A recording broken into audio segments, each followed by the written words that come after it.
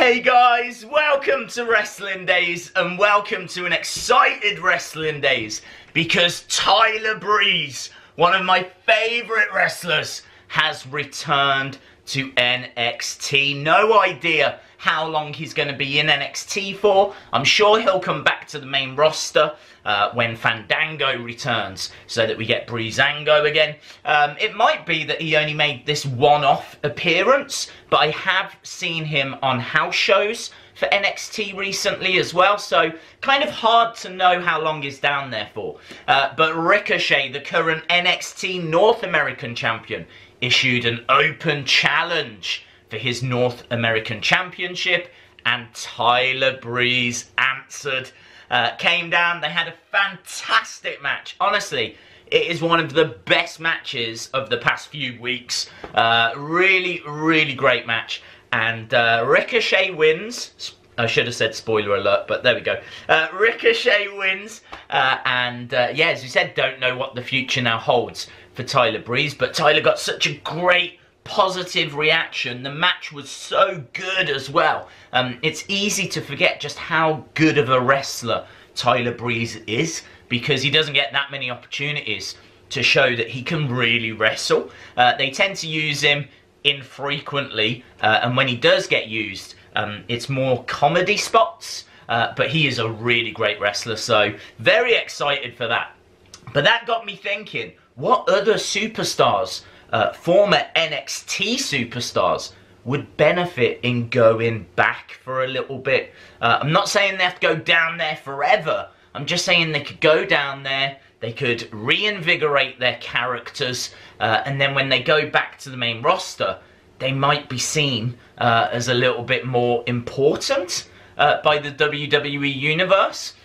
So here's my top 5 people that should go back to NXT for a little bit. Number 1, Dana Brooke. Dana Brooke is so directionless. Sometimes she's a face, sometimes she's a heel, sometimes she's a solo star, sometimes she's in a tag team with Alicia Fox. You don't know when you're going to see her and what version of her you're going to see. So she, for me, needs to go back to NXT, somewhere where she was actually down there from late 2013 to 2016. She was there for a good few years, but she never really had like big takeover matches or anything like that. I think she's been on the main roster. She'd be seen as a bigger star now, of course, and really she could really have some good matches with the likes of Shayna Baszler, if she was a face, or if she was a heel, Kairi Sane, and I just think she would be in and around the title scene now, and I think that would really help her character. Number 2 on the list, No Way Jose. Another person that was in NXT for a few years, but got brought up to the roster, I believe, earlier this year. We've not seen that much of him. Again, he's a comedy act. He's got a conga line. He comes down, has a bit of fun and everything, but just can't do it in the ring. He's a bit big, he's a bit lumbering, and I just feel like when the bell rings, he should turn. He should become this vicious, just wrestler that just goes to a dark place. A bit like Festus from a few years ago. Not that anyone should be like Festus, but you kind of get what I'm saying. And so, yeah, No Way Jose, I think it would be interesting for him to return down to NXT, and he could develop his character a little bit further. Number 3 on the list, The Ascension. The Ascension, one of the greatest tag teams in NXT history, just keep getting buried. They are so much better than they're presented as on the main roster. They clearly have angered people. They're not getting any kind of push. They're nowhere near the title scenes. They've got a good look about them, but they are going to get replaced very soon by the War Raiders. War Raiders have got a bit of a similar gimmick, a bit of a similar look, that kind of Viking vibe.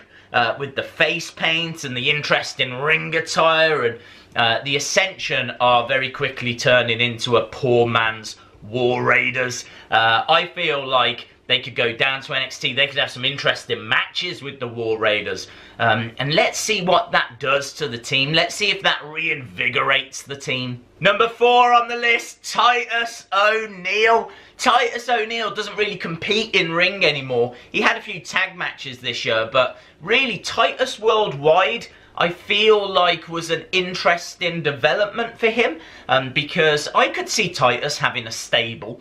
The only problem was the stable they gave him was pretty awful. He had Dana Brooke, who we've already mentioned was, you know, directionless. Apollo Crews, who you could argue should go down to NXT, but he's been getting featured a little bit more, so I feel like they're pushing Apollo Crews at the moment. He was actually on Raw this week in a segment with like Sasha and Jinder, so I think let's keep Apollo where he is for now. But I do think that Titus could go down to NXT, and not as a wrestler, but kind of reinvent himself as a manager, build a stable using good NXT talent, and then come back to the main roster with that stable. Final person on the list, Cara. Now, Cara was down in NXT as part of the Lucha Dragons, and the problem that Cara has got is that he is just one of many luchas now. There are so many kind of Mexican wrestlers. You've got Andrade Cien Almas, you've got Kalisto, you've got Gran Metalik, you've got Lince Dorado. There's a lot of talent. Obviously the return in Rey Mysterio. So there's just no way for Cara to stand out. Again, I feel like he could go to NXT. He could give them something a little bit different. There's, to my knowledge, not many Mexican wrestlers down in NXT at the moment, or that lucha style. So he could give them something different. And then again, maybe transition into management, because I believe he is around 41, which, you know, might be the right time to start thinking about stepping away. Awesome, guys. Thanks a lot for watching. Let me know who you think should return down to NXT. Was you excited as well to hear that Tyler Breeze had gone back for a little bit? Let me know in the comments below. Awesome, guys. Thanks for watching, and I'll see you again next time. Bye for now.